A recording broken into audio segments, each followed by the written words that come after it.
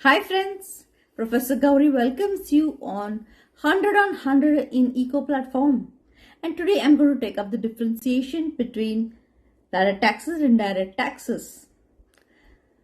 DT are the taxes which are imposed on the income of a person, whereas IT are the taxes which are imposed on goods and services.